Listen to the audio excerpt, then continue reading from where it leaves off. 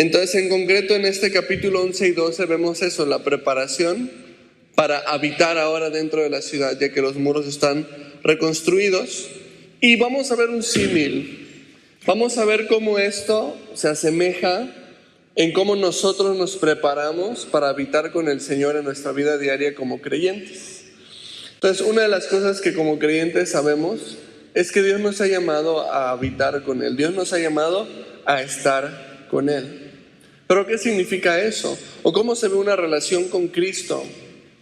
¿Cómo podemos nosotros caminar incluso hacia una madurez? ¿Cómo podemos caminar hacia una plenitud con el Señor, habitando diariamente con Él en su presencia? Entonces vamos a ver 4 puntitos, un bosquejo de 4 puntos. Primero vamos a ver la iniciativa. Número 2 vamos a ver el propósito. Número 3 vamos a ver la consagración. Y número 4 vamos a ver la comunión. Es el caminito que vamos a llevar para facilitarnos un poquito el estudio de hoy, ¿ok? Así que si toman notas, pues ahí pueden ir tomando notas. Así que voy a hacer una oración antes de entrar en la palabra. Señor, te agradecemos que esta noche tú nos permites estar contigo, nos permites acercarnos a ti, nos permites, Señor, tener un tiempo para estar quietos y buscar tu rostro, buscar tu nombre, buscar, Señor, tu gloria, buscar tu voluntad y tu dirección. Y te pedimos que en esta noche tu palabra sea esa lámpara a nuestros pies, una luz que alumbre, Señor, a nuestro caminar, que sea clara y que nosotros estemos atentos a lo que tú quieres hablarnos de manera especial. Te lo pido, Señor, en nombre de Jesús. Amén.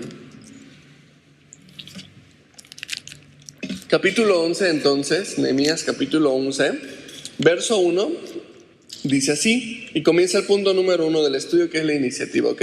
Vamos a leer. Dice: habitaron los jefes del pueblo en Jerusalén, mas el resto del pueblo echó suertes para traer 1 de cada 10 para que morase en Jerusalén, ciudad santa, y las otras 9 partes en las otras ciudades. Una de las cosas que era muy importante ahora que los muros ya están construidos y Jerusalén, digamos, es habitable nuevamente, es traer al mayor número de personas posibles a vivir adentro de Jerusalén.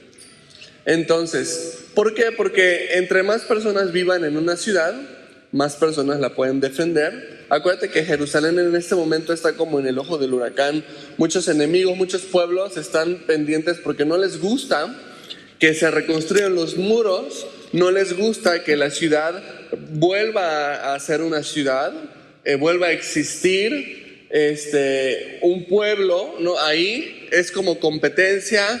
Entonces muchas naciones de alrededor están como inquietas e incómodas, y Jerusalén está en el ojo del huracán, está en la mira de todas. Entonces hay altas probabilidades de que alguna nación quiera invadirlos, quiera atacarlos, quiera aprovechar que reconstruyeron los muros, pero que no hay tantas personas para volver a derrocar, ¿no? Jerusalén, entonces, una de las labores que tiene Nehemías y Esdras como líderes es: tenemos que traer al mayor número de personas a vivir, regresar a vivir, a habitar en la ciudad, para que las naciones que tengan la intención de atacar, no se les haga tan sencillo tomar la decisión de atacarnos. Entonces, que haya un mayor número de habitantes en Jerusalén. Y lo que hacen es que dice: echaron suertes 1 de cada 10. Entonces, por lo menos el 10% de la población iba a habitar dentro de la ciudad de Jerusalén por medio de ese echar suertes. Pero dice algo interesante, dice que los jefes del pueblo, dice en el verso 1, ellos no tenían opción, ellos tenían que habitar en Jerusalén sí o sí. Entonces, mientras en el resto del pueblo se echaron suertes a ver a quién le tocaba en el sorteo, ¿no? La lotería nacional israelita, a quién le iba a tocar irse a vivir adentro de la ciudad, los jefes estaban obligados a quedarse a vivir en la ciudad. Ellos no eran parte del sorteo, ellos no tenían opción. Ahora, a lo que voy con todo esto es que los jefes tenían la responsabilidad de predicar con el ejemplo. Y eso es un principio bíblico, es un principio espiritual. Que el liderazgo bíblico es un liderazgo que se va por medio del ejemplo, predicando con el ejemplo para el resto del pueblo. Entonces iba a ser incongruente decirle al pueblo, a ti te toca vivir acá, pero que los líderes no dieran el ejemplo de ir a vivir dentro de la ciudad, que no fueran los primeros en dar el paso adelante, en confiar en el Señor y habitar la ciudad. Hubiera sido incongruente que se le dijera al pueblo que fuera y que los líderes no dieran ese ejemplo. Y una de las cosas que vemos en la Biblia es que cuando Dios levanta líderes, desea que comprendamos lo que significa liderar. Porque en el mundo hay una idea de liderar que es opuesta al liderazgo bíblico. En Mateo 20 sucedió algo que Juan y Jacobo, impulsados por su mamá, le pidieron a Jesús liderazgo y le pidieron a Jesús un lugar de importancia. Que mis hijos, uno se siente en tu reino a la derecha y a la izquierda, ¿no? Y el otro a la izquierda. O sea, están buscando ese tipo de liderazgo carnal que lo que busca es privilegio. Ahora, en el mundo el liderazgo es una carrera al éxito, es una carrera en busca de privilegios, es una carrera en busca de conveniencia. Pero Jesús deja algo bien en claro, y en Mateo 20, 25 dice, entonces Jesús, llamándolos, dijo, sabéis que los gobernantes de las naciones se enseñorean de ellas y los que son grandes ejercen sobre ellas potestad. Ese es el liderazgo del mundo, ¿no? Dice, más entre vosotros no será así, sino que el que quiera hacerse grande entre vosotros será vuestro servidor, y el que quiera ser el primero entre vosotros será vuestro siervo. Como el Hijo del Hombre no vino para ser servido, sino para servir y para dar su vida en rescate por muchos. Entonces cambia por completo. ¿De qué se trata ser líder? Ser líder, según la definición de Jesús, es servir como el menor y dar tu vida por los demás. Esa es la definición de Jesús de liderazgo, y por supuesto que Jesús nos dio ese ejemplo. Él vino a servirnos y no vino a ser servido. Él vino a dar su vida por la humanidad. Él no ganaba nada, no había algo que le conviniera, pero por amor a nosotros vino y nos sirvió. Vino y murió por nosotros. Vino a ser crucificado. El liderazgo bíblico no es un liderazgo de privilegios, sino que es un liderazgo sirviente, sacrificial y sobre todo amoroso. Es motivado por el amor a Dios primeramente y por amor al prójimo, que es el gran mandamiento. Entonces es momento de que pensemos qué tipo de liderazgo queremos llevar cada uno de nosotros. Ahora, a lo mejor tú piensas, liderazgo, pues es que yo no soy líder y yo no estoy llamado a ser líder. Yo no siento que vaya a ser un pastor, yo no siento que vaya a ser un líder de algún ministerio, de la iglesia. Pero el liderazgo no solamente es para aquellos que tienen un cargo dentro de la iglesia. Si empezamos como padres, papá o mamá, o como esposos sobre nuestra familia, o como hijos de Dios en general, como hijos de Dios, debemos entender el liderazgo que Dios desea que ejerzamos. Porque ser un cristiano en este mundo debería de traer consigo un sentido de responsabilidad, porque somos embajadores en nombre de Cristo. Amén. Y el simple hecho que la Biblia nos diga que somos embajadores en nombre de Cristo, entonces Cristo ya nos está dando un liderazgo a ejercer, porque nos ha dado una comisión que tenemos que cumplir, que es representarlo y llevar su evangelio a otras personas. Entonces, en ese sentido, todo cristiano maduro debería ser un líder en alguna forma, no en el sentido de un título, sino en el sentido del propósito. Y ese liderazgo es, nuevamente, servicial, sacrificial y amoroso. Versículo 2 dice: y bendijo el pueblo a todos los varones que voluntariamente se ofrecieron para morar en Jerusalén. Ahora, aquí hay algo hermoso. Los líderes fueron los encargados de dar el ejemplo. Los jefes tenían que predicar con el ejemplo, ser los primeros en dar el paso adelante. Pero dice que otros entonces siguieron su ejemplo. Y también hubo varones, dice aquí el versículo 2, que voluntariamente se ofrecieron. Entonces fíjate lo importante de un liderazgo piadoso. Un liderazgo piadoso que sirve por medio del ejemplo va a generar otras personas que van a comenzar a seguir ese buen ejemplo. Y entonces ahora tenemos varones que voluntariamente, sin ser jefes y sin que les haya tocado en el sorteo, voluntariamente se ofrecieron para ir a vivir a la ciudad. Y ellos no tenían ninguna obligación de hacerlo, pero aún así decidieron tomar esa responsabilidad por cuenta propia. Y ¿sabes algo? Ese es el mejor tipo de liderazgo. A mí me encanta eso. Aquellos que sin tener un título deciden obedecer a Dios y tomar responsabilidad en el nombre de Dios. Sin necesidad de un título, sin necesidad de que el pastor les diga o de que alguien les pida si haces esto o haces el otro. No, simplemente por amor a Dios y por amor al prójimo hay una iniciativa. Esos son los mejores líderes, no necesitan un título.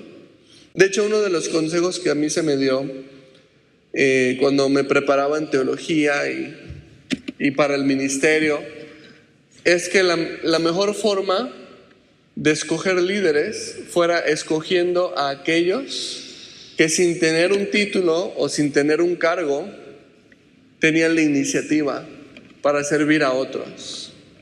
En otras palabras, que escogiera a los líderes que eran líderes sin necesidad de un título.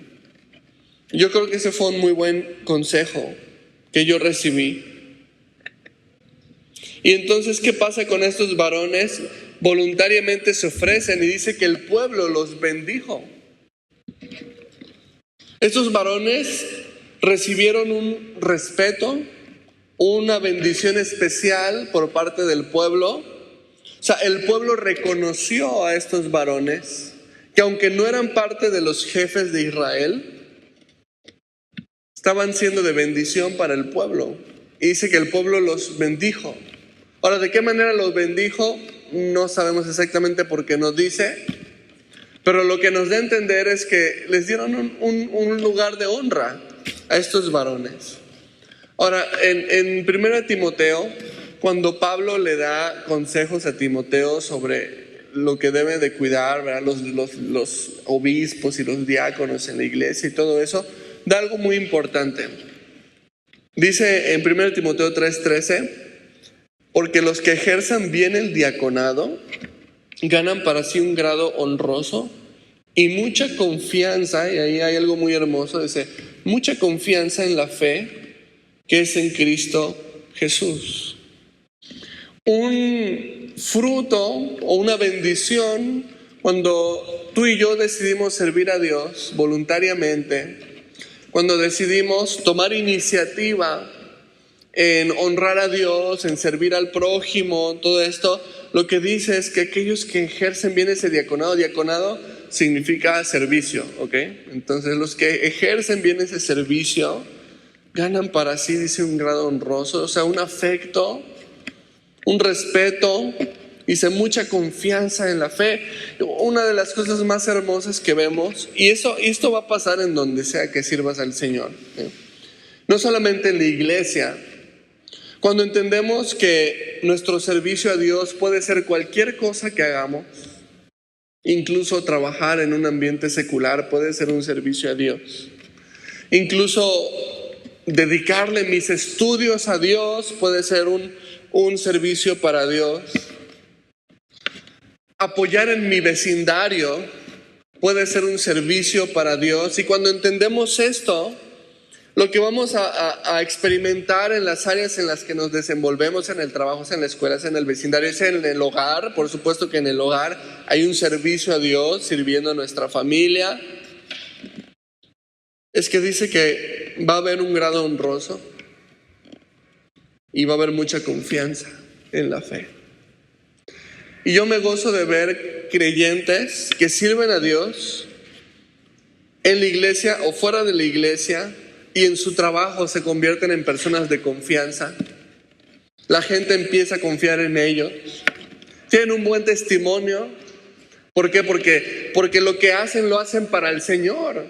Y están bendiciendo a las personas en su lugar de trabajo, están bendiciendo a las personas en su escuela, están bendiciendo a las personas en su vecindario, están bendiciendo a su familia, a sus familiares en sus hogares. Y dice, tienen un grado honroso, mucha confianza. ¿Sabes qué es eso? Eso es unas puertas abiertas para el evangelio. Cuando servimos a Dios de esta manera, en los ambientes donde nos desenvolvemos, cualquiera que esto sea, estamos abriendo la puerta grande para el evangelio. Porque la gente va a comenzar a confiar en nosotros, va a comenzar a escuchar. Al principio tú vas a querer hablar de la Biblia a alguien y te van a mandar así por un tubo rectangular, pero a medida de que tú vas sirviendo con amor a Dios, con amor al prójimo, el corazón de la gente empieza a abrirse. Dice, ganas un grado honroso, ganas mucha confianza en la fe y las puertas se te van a abrir para que tú puedas presentar a Cristo. Entonces, no servimos porque queremos ese grado honroso, no servimos porque queremos el reconocimiento de las personas. Esa nunca debe ser la motivación de un buen líder, pero lo que sí vemos es que este servicio abre las puertas al evangelio, y tú y yo podemos experimentar una transformación en nuestro entorno. En unos minutos vamos a profundizar un poco más en ese tema. Si tan solo lo que hacemos decidimos hacerlo para el Señor y por amor al Señor. Lo que sea, hacerlo para el Señor. Vamos a ver una gran bendición. Ahora, de los versos 3 al 24, no los vamos a leer, pero te platico. Tenemos una lista completa de estos líderes de los que estamos hablando, que se fueron a vivir a Jerusalén. Y es una lista bastante larga, literalmente desde el versículo 3 hasta el versículo 24. Toda la lista de estos varones que fueron de buen ejemplo para el pueblo, tomando esa iniciativa.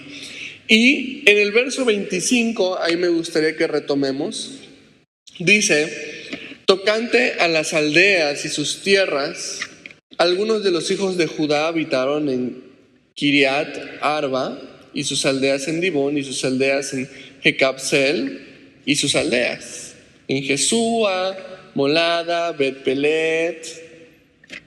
Y vemos aquí una lista de ciudades, ¿no?, de aldeas. Versículo 31, y los hijos de Benjamín habitaron desde Geba, en Migmas, en Ahía, en Betel y sus aldeas. Entonces la distribución: en Anot, 32, Nob, Ananías, 33, Hazor, Ramá, Gitaim, 34, Hadid, Seboim, Nebalat, 35, Lod y Ono, valle de los artífices. Fíjate, y el verso 36 dice, y algunos de los levitas en los repartimientos de Judá y de Benjamín. Ahora, los levitas van a tener un papel muy importante en todo lo que estamos hablando, de regresar y repoblar la ciudad de Jerusalén. Y aquí quiero entrar a lo que sería el segundo punto del estudio de hoy, que es el propósito. Lo primero fue la iniciativa, pero ahora vamos a hablar acerca del propósito. Y en toda la lista de nombres que vemos en este capítulo encontramos que cada uno tenía un propósito que iba a cumplir en la ciudad. Cada uno tenía un rol, cada uno tenía una función dentro del pueblo. Y digo, esos versículos que no leímos, que del 3 al 24, te lo puedo resumir de esta manera. Hubo muchos que iban a tomar un rol de sacerdotes, Hubo muchos que iban a tomar un rol de militares, ¿no? De guerreros. Hubo otros que iban a tomar incluso un rol de cantores. Otros incluso que iban a tomar un rol de porteros. Algunos iban a ser servidores civiles y algunos otros iban a ser servidores reales. ¿Y qué es lo que vemos? Que todas las personas que están siendo llamadas a regresar a Jerusalén, a vivir en Jerusalén, están llamadas con un propósito. No nada más es para hacer tumulto, como cuando en la campaña política te dicen, no, tú ve, preséntate y te damos una torta, una coca y 200 varos, con tal de que hagas ahí la grilla, ¿no? Porque va a presentarse el candidato o va a presentarse... No, o sea, eso no es. Lo que estamos viendo aquí es que cada persona que iba a habitar en la ciudad estaba yendo con un propósito, estaba yendo porque Dios tenía algo para ahí. Y una de las cosas que quiero que quede bien en claro es que para el Señor y para el servicio a Dios, Dios no tiene hijos de relleno. Hijos de relleno que solamente estén llamados como para hacer tumulto, para que se vean bonitas las fotos de las redes sociales de la iglesia. Sí, pues ya, ¿qué hacen? No hacen nada, pero pues se llena el lugar y salen bonitas las fotos. No, Dios no tiene hijos de relleno. Tristemente, muchos cristianos hoy en día como que se inscriben a esa membresía de ser cristianos del tumulto, ser cristianos de relleno. Y en lugar de buscar en donde embonan sus vidas en los planes de Dios, según los dones que Dios les ha dado, los talentos que Dios les ha dado, los gustos incluso que Dios les ha dado, o el llamado que Dios les está haciendo, en lugar de estar buscando la voluntad y el propósito de Dios, solamente están buscando una zona de confort, sin creer que Dios tiene planes para ellos o propósitos específicos para su vida. Entonces yo te quiero motivar, mi hermanito, a que no te inscribas a la membresía del relleno. Porque si Dios te ha llamado para ser su hijo, te ha llamado con un propósito y para un propósito que le va a traer gloria y honra al Señor. Me gusta mucho cuando Pablo les habla a los corintios sobre cómo somos el cuerpo de Cristo. En 1 Corintios capítulo 12, verso 12 y verso 27, dice, porque así como el cuerpo es uno y tiene muchos miembros, pero todos los miembros del cuerpo, siendo muchos, son un solo cuerpo, así también Cristo.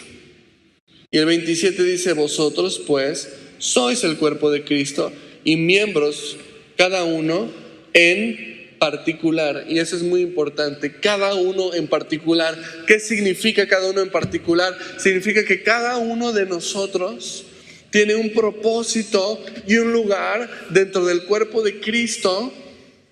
Y ningún lugar del cuerpo de Cristo, en el cuerpo de Cristo, pues tenemos manos, tenemos brazos, tenemos piernas, tenemos pies, tenemos todo.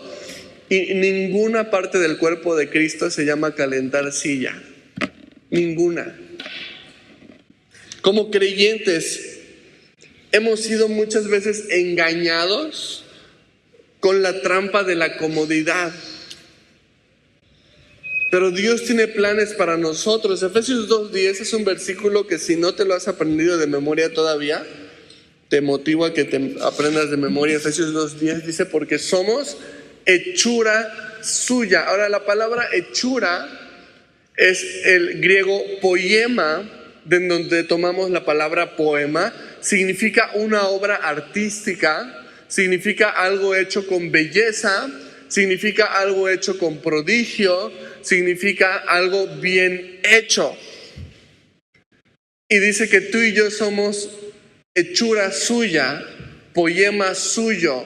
Somos la obra de sus manos, como una obra de arte que ha sido hecha de una manera prodigiosa por nuestro Dios, creados, dice, en Cristo Jesús, para, ¿qué dice? Para buenas obras. No dice para calentar silla, para calentar banca, no dice para buenas obras, las cuales Dios preparó de antemano para que anduviésemos en ellas. Entonces, así como vemos en el pueblo de Israel, se reconstruyeron los muros, se está llevando a la gente a vivir de vuelta dentro de la ciudad, pero cada persona está yendo con un propósito. Cada persona va a desempeñar un papel. Así nosotros en el cuerpo de Cristo fuimos llamados por el Señor por un propósito. Y nuestro trabajo es preguntarle a Dios: Dios, ¿cuál es el propósito por el cual tú me has llamado? ¿Cuál es tu voluntad para mi vida? ¿De qué manera quieres tú que yo te sirva y te sea de utilidad? Y cuando nosotros empezamos a preguntarle eso al Señor, créeme que el Señor va a responder esa oración. Porque Dios no tiene hijos de relleno. Dios tiene hijos que son hechura suya. Dios tiene hijos que Él hizo con amor, con propósito, con llamado. Capítulo 12, vamos a avanzar. Comienza el verso 1 y dice: estos son los sacerdotes y levitas que subieron con Zorobabel, hijo de Salatiel, y con Jesúa, Seraías, Jeremías, Esdras. Y entonces comienza otra lista, pero ahora esta lista ya no son de los jefes, sino ahora esta lista es de los sacerdotes y levitas.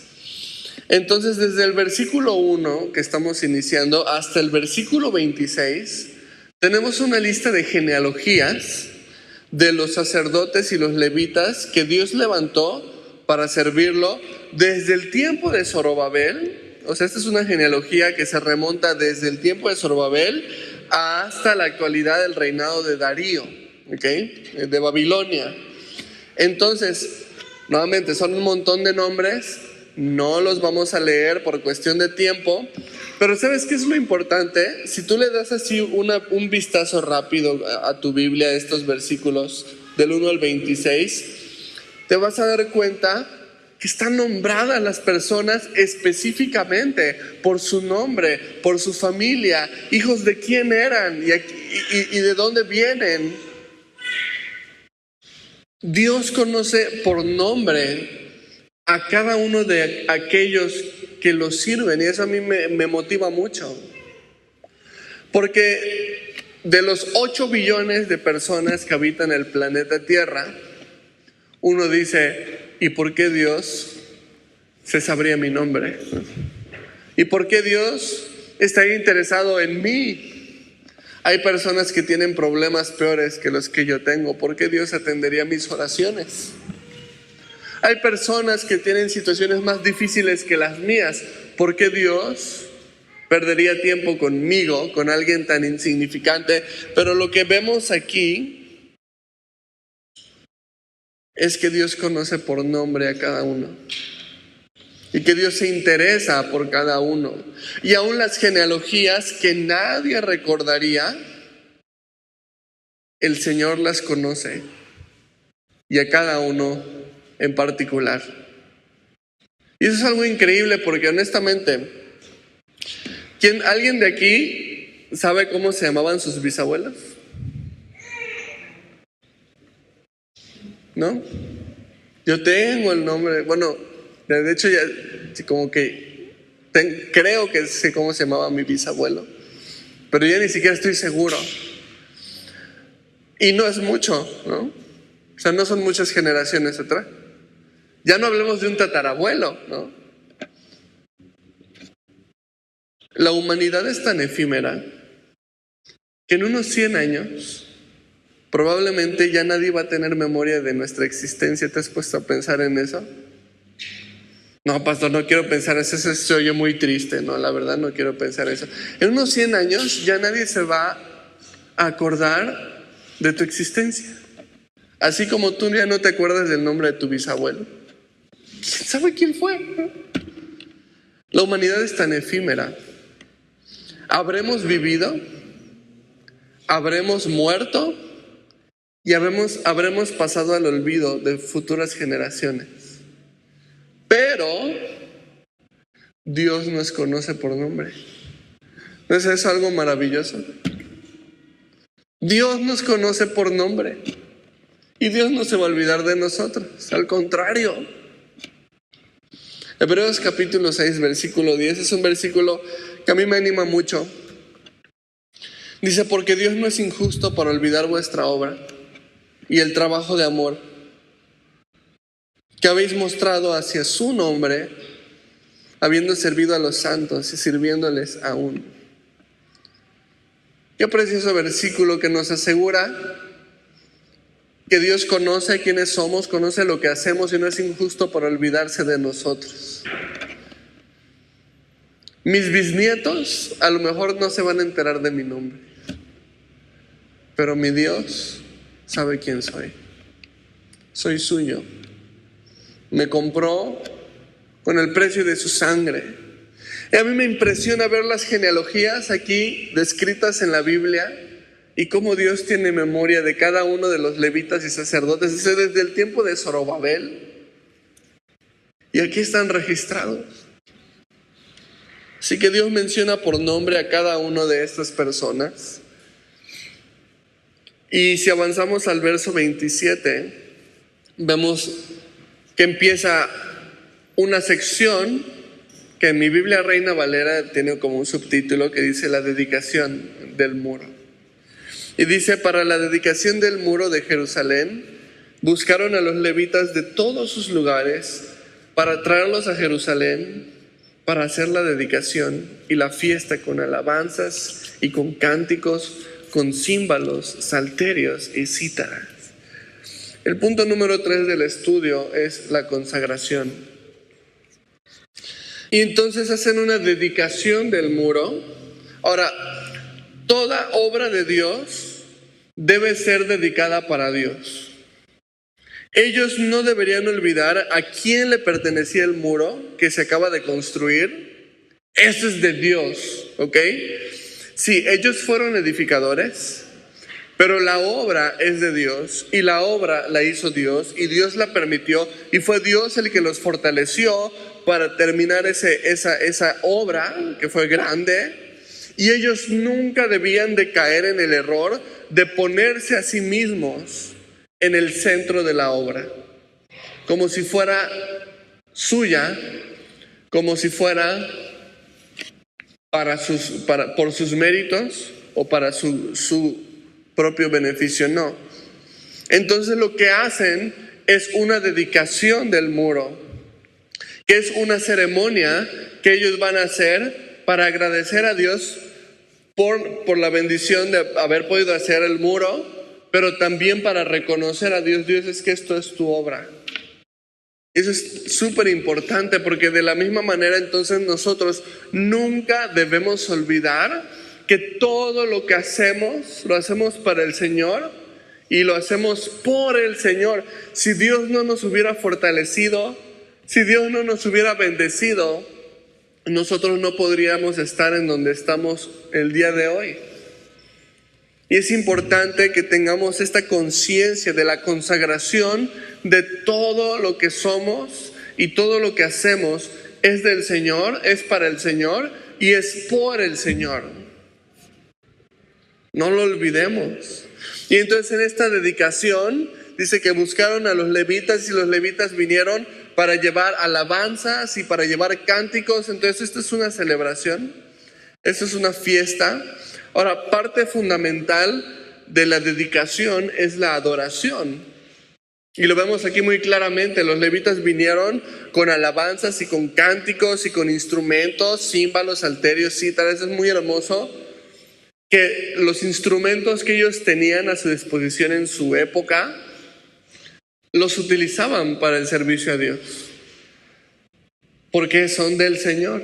Ahora, hoy en día hay corrientes que te dicen, no, hay instrumentos que son del diablo, ¿no? O hay ritmos que son del diablo. El reggaetón lo inventó el primo de Satanás, ¿no? Y entonces empezaron como a satanizar ritmos, instrumentos, pero lo que vemos en el tiempo bíblico es que ellos usaban los instrumentos que tenían y que existían. Porque si tú crees que para que una alabanza sea más ungida, entonces tiene que ser con pianito y así, pues entonces te reto en la Biblia que me busques un piano. El piano es un instrumento que no existió hasta siglos después. Entonces, no podemos simplemente empezar a así como medir lo consagrado que son la alabanza según los instrumentos que se usan o los ritmos que se tocan, no. Sino que lo que tenemos a nuestra disposición lo usamos y lo consagramos para el Señor. Y eso es algo muy hermoso que podemos hacer. Entonces no tienes que condenar a tu adolescente que le gusta el rap cristiano o que le gusta el reggaetón cristiano o que le gustan estas cosas que ciertamente, pues, si a mí me preguntan si me gusta el reggaetón, no me gusta. Pero ese es mi gusto.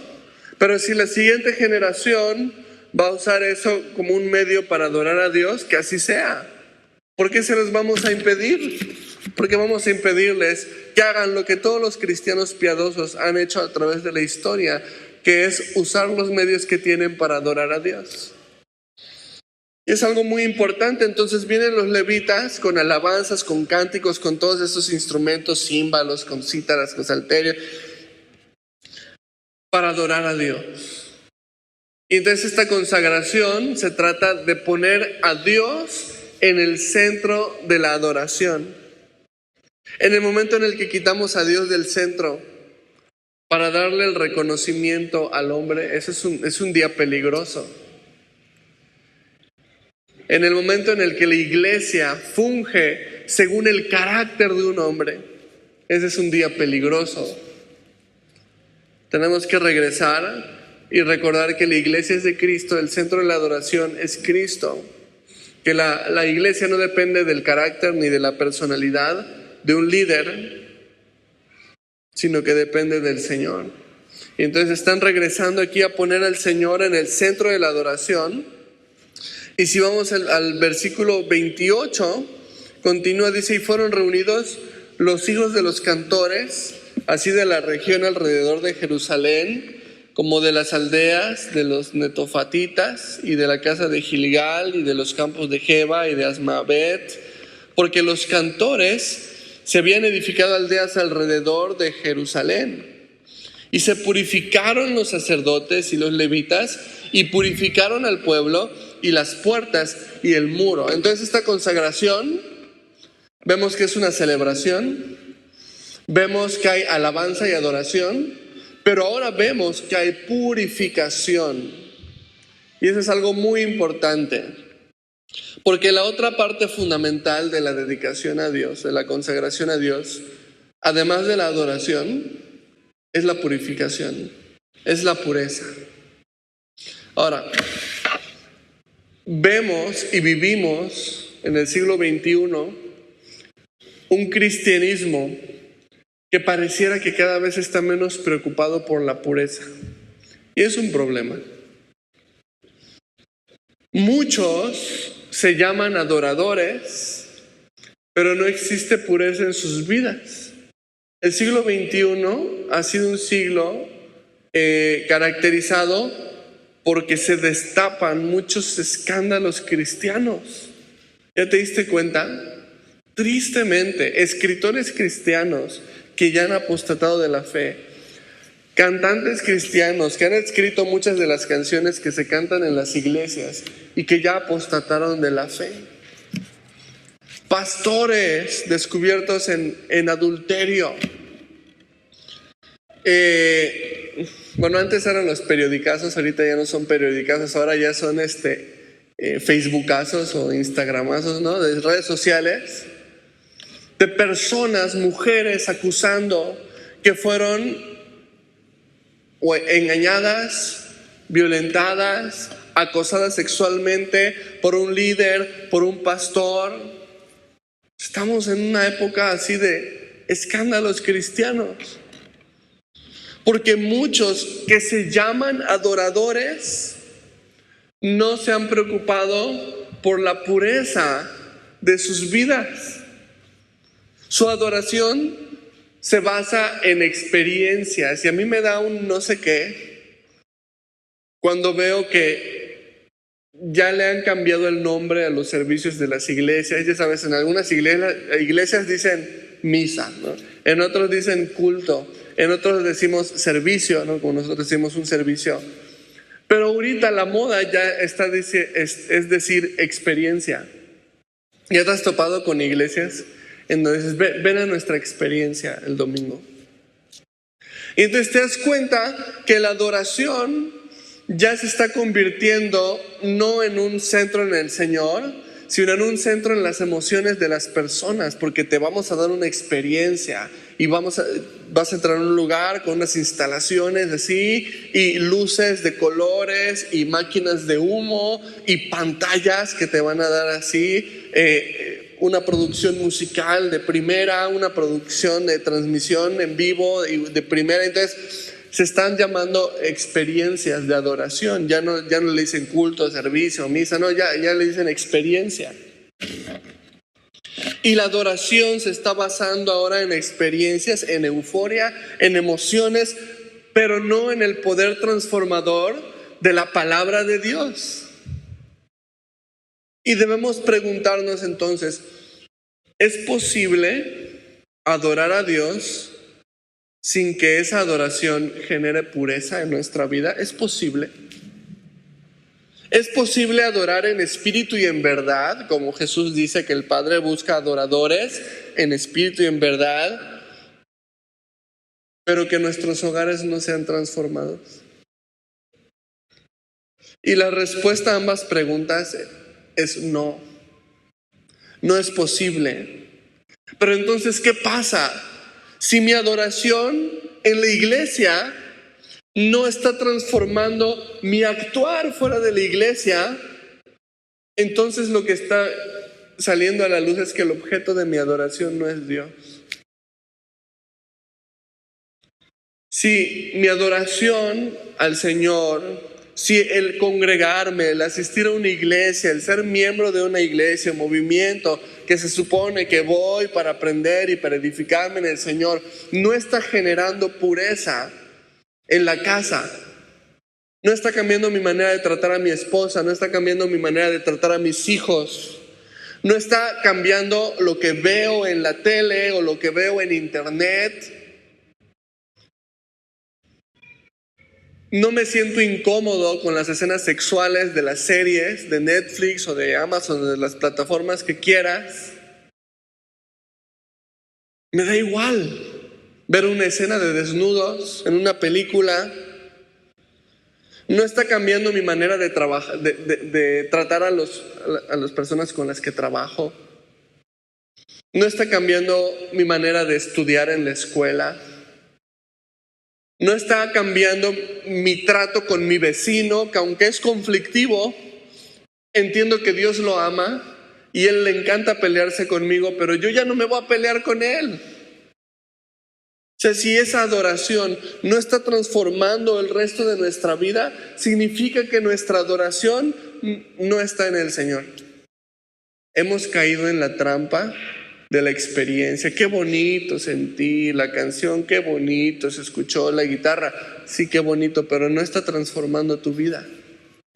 Y tenemos que regresar a poner al Señor en el centro de la adoración. Porque cuando ponemos al Señor en el centro de la adoración, entonces decimos, tú eres mi Señor y yo te voy a obedecer. Tú me dices que ame a este vecino, que es, híjole, ese sí es el primo de Satanás para que veas. Bueno, pero tú me dices que lo tengo que amar, te voy a obedecer. Eso es adoración. Tu palabra que dice que no debo de devolverle a nadie mal por mal, bueno, lo voy a hacer. Tu palabra que dice que debo vivir sabiamente con mi esposa, tratarla con delicadeza, como a vaso más frágil. O sea, eso es adoración. Y en el verso 30 menciona 3 elementos que fueron partes de esa purificación. Y te lo puse ahí en una diapositiva, si podemos ver la siguiente diapositiva. En el verso 30 se menciona 3 cosas que se purificaron. Número 1, dice que los sacerdotes y levitas se purificaron a sí mismos. Número 2, dice que purificaron a los suyos, o sea, purificaron al pueblo.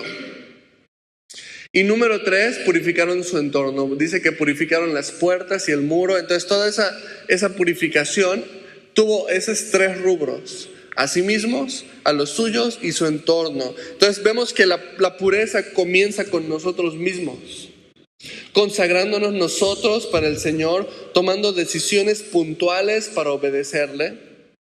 Y luego Dios nos encarga ministrar, servir a aquellos que ha puesto a nuestro alrededor, con los que vivimos, con los que convivimos en el día a día. Y entonces esa purificación que Dios empieza a hacer conmigo, la va a empezar a hacer con mi familia.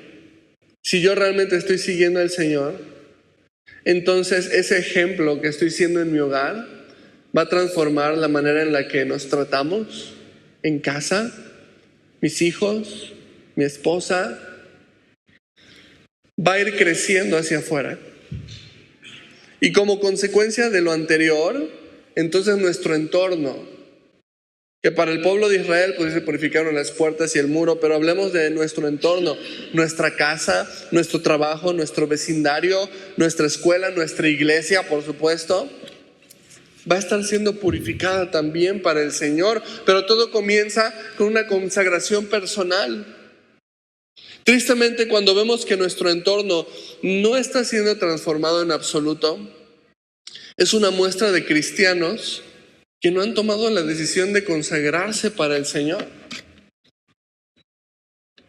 Un cristiano consagrado para Cristo puede hacer la diferencia en un ambiente laboral, puede hacer la diferencia en el hogar, aunque te toque ser el único cristiano en tu casa, que a veces hay casos así, pero tú vas a hacer la diferencia.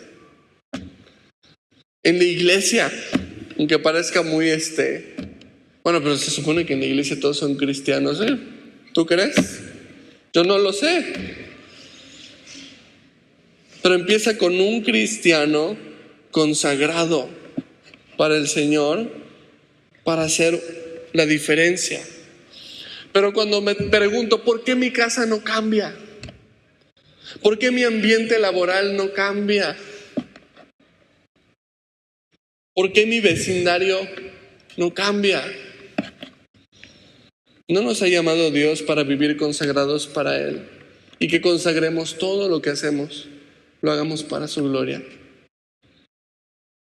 ¿Cómo mi consagración a Dios podría transformar mi entorno? Y esa es una pregunta que debemos llevarnos como tarea. ¿Cómo mi consagración a Dios podría llegar a cambiar mi entorno? Verso 31 dice: hice luego subir a los príncipes de Judá sobre el muro y puse 2 coros grandes que fueron una procesión, el uno a la derecha sobre el muro, hacia la puerta del muladar. Ahora, de los versículos 31 al 43, se relata cómo organizaron la alabanza en 2 grandes coros, pero grandes coros son grandes, o sea, realmente coros enormes, en 2 distintos lugares de la ciudad. Y dice que el propósito era dirigir con gozo al pueblo en adoración. Y si vamos al verso 43, dice: y sacrificaron aquel día numerosas víctimas y se regocijaron porque Dios los había recreado con grande contentamiento. Se alegraron también las mujeres y los niños, y el alborozo de Jerusalén fue oído desde lejos. Fue una gran celebración. El último punto del estudio, número 4, en la comunión. La comunión con Dios. Vemos en el verso 43 que dice que sacrificaron numerosas víctimas. Esto nos habla de los sacrificios de animales que se retomaron.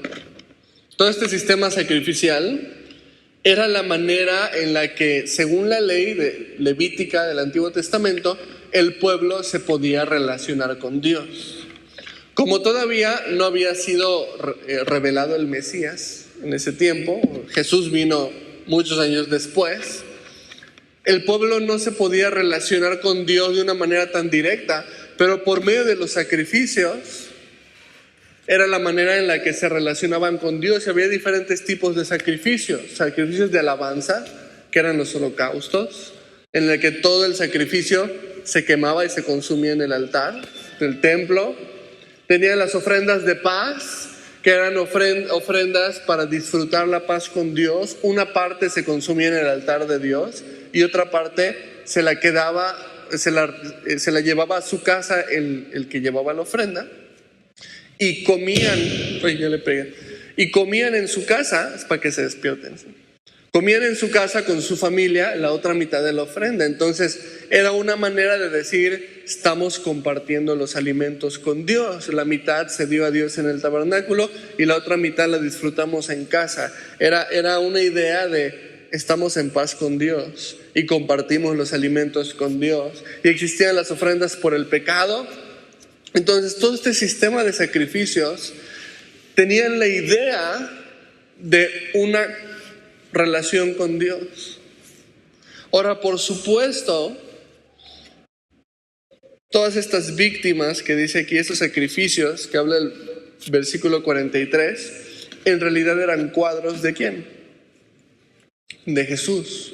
Eran imágenes de lo que Jesús iba a venir a hacer después.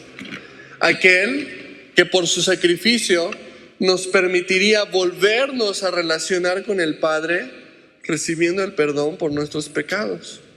Por eso nos dice que Juan, en Juan capítulo 1, versículo 29, dice, cuando Juan vio a Jesús que venía a él, dijo, he aquí el Cordero de Dios que quita el pecado del mundo.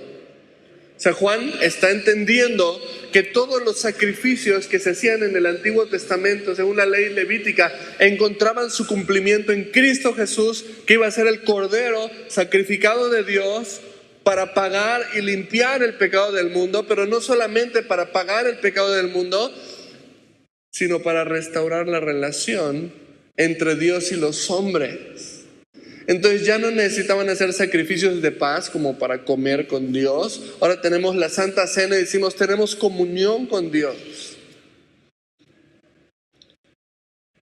Cristo fue el Cordero de Dios que quitó el pecado del mundo. Primera de Juan 1:9 dice que si confesamos nuestros pecados, Él es fiel y justo para perdonar nuestros pecados y limpiarnos de toda maldad. Y es ahí donde comienza nuestra consagración, nuestra pureza hacia Dios. Nuestra comunión y compañerismo eterno con Dios comienza aquí. Cuando entendemos que en Cristo Jesús, el Cordero de Dios que quita el pecado del mundo, podemos encontrar el perdón de nuestros pecados y comenzar una nueva relación con Dios completamente renovada, en la que el pecado ya no es un estorbo porque ya fue pagado en la cruz y podemos relacionarnos con Él. Y es lo que el pueblo está buscando en esta celebración, en esta fiesta, con los sacrificios y todo esto. Lo que están diciéndole a Dios es, Dios, queremos relacionarnos contigo. Y tú y yo el día de hoy podemos hacerlo por medio de Jesús. Verso 44 dice, en aquel día fueron puestos varones sobre las cámaras de los tesoros, de las ofrendas, de las primicias y de los diezmos, para recoger en ellas de los ejidos de las ciudades las porciones legales para los sacerdotes y levitas, porque era grande el gozo de Judá con respecto a los sacerdotes y levitas que servían. Y habían cumplido el servicio de su Dios y el servicio de la expiación, como también los cantores y los porteros, conforme al estatuto de David y de Salomón su hijo. Porque desde el tiempo de David y de Asaf, ya de antiguo, había un director de cantores para los cánticos y alabanzas y acción de gracias a Dios. Y todo Israel, en días de Zorobabel y en días de Nehemías, daba alimentos a los cantores y los porteros, cada cosa en su día. Consagraban asimismo sus porciones a los levitas, y los levitas consagraban parte a los hijos de Aarón. Ahora, ¿por qué es importante esto? Que menciona que se estableció ya este sistema para poder sustentar a los levitas y que los levitas pudieran, pues ahora sí que comer, ¿no? Y vivir para servir a Dios. ¿Por qué es importante eso? Porque entonces este sistema de adoración que ya fue restablecido está listo para seguir funcionando. Está listo para continuar. Porque imagínate, si llaman a los sacerdotes y los levitas, sí, échense unas alabanzas, ¿no? Pero el pueblo no los va a sustentar, pues entonces van a tocar un día, pero al día siguiente que haya hambre y no tengan que comer, van a tener que ir a dedicarse a otra cosa. Entonces, lo que están diciendo aquí es que restablecieron ese sistema en el que el pueblo, por medio de ofrendas, iban a sostener a los sacerdotes para que pudieran dedicarse al sacerdocio, y a los levitas y a los cantores para que pudieran dedicarse al servicio a Dios. Y de esa manera, este sistema de adoración pudiera continuar. Y no fuera cosa nada más de un día, sino fuera algo establecido y funcional. Y eso es importante. Nuestra adoración, familia, no debe ser cosa de un día. Ciertamente no debe ser una cuestión de una emoción momentánea. Estaban llamados a continuar con esa adoración y esa consagración a Dios constantemente. Nuestra adoración debe ser así. Una vez que decidimos consagrarnos al Señor, somos responsables de que esa consagración continúe cada día. Pero en un cristianismo que tiene conferentitis, ¿no? Todos son conferencias. O ¿cómo se llama? Encuentritis, todos son encuentros, así. En el que vas a una conferencia, vas a un encuentro, vas a un evento y te sientes muy emocionado. Sí, Dios me habló, estoy arrepentido, quiero cambiar, quiero caminar con Dios. Y al día siguiente, ¿qué pasa con eso? Y a la semana siguiente, ¿sigues todavía prendido y emocionado por Dios? No. Y un mes después de que fuiste a la conferencia o al encuentro, ya ni siquiera te acuerdas de lo que Dios te habló. En ese sentido, somos responsables de que esta consagración a Dios continúe, no sea cosa de un día, no sea cosa de un momento, no sea cosa de una emoción, sino que cada día yo me acerque al altar de Dios, en mi casa, a puertas cerradas, y pueda buscar al Señor, ese Señor que me habló en la conferencia, ese Señor, ese Dios que me habló en el alcance, me puede hablar en mi casa, me puede hablar en mi cama, me puede hablar en mi día a día. No tengo que esperarme un año a que haya otro encuentro o un año a que haya otra conferencia. Todos los días, somos responsables de buscar al Señor todos los días. Y que esa adoración no termine, que esa consagración no termine. Juan 15:4, con este versículo quiero terminar, dice: permaneced en mí y yo en vosotros, como el pámpano no puede llevar fruto por sí mismo si no permanece en la vid, así tampoco vosotros si no permanecéis en mí. Esta noche Jesús nos está recordando que permanecer en Él es una decisión que debemos tomar todos los días. Y que separados de Él no podemos hacer nada. Amén. Vamos a orar. Señor, te agradecemos por tu palabra.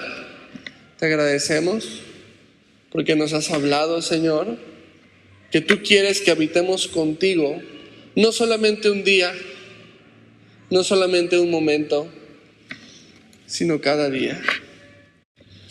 Y Señor, así como ellos consagraron el muro, consagraron sus vidas, se consagraron a sí mismos para ti, queremos, Señor, vivir nosotros esta consagración a ti cada día, Señor. El enemigo ha sido muy astuto para engañarnos, para enfriarnos, para llevarnos a una zona de confort. Pero tú el día de hoy, Señor, nos llamas hacia afuera del confort, para buscarte, para obedecerte, para purificarnos, Señor, para ti, para seguirte, pero sobre todo para buscarte cada día, y que esa adoración a ti sea algo diario en nosotros. Ayúdanos, fortalécenos para esto. Te lo pedimos en nombre de Jesucristo. Amén.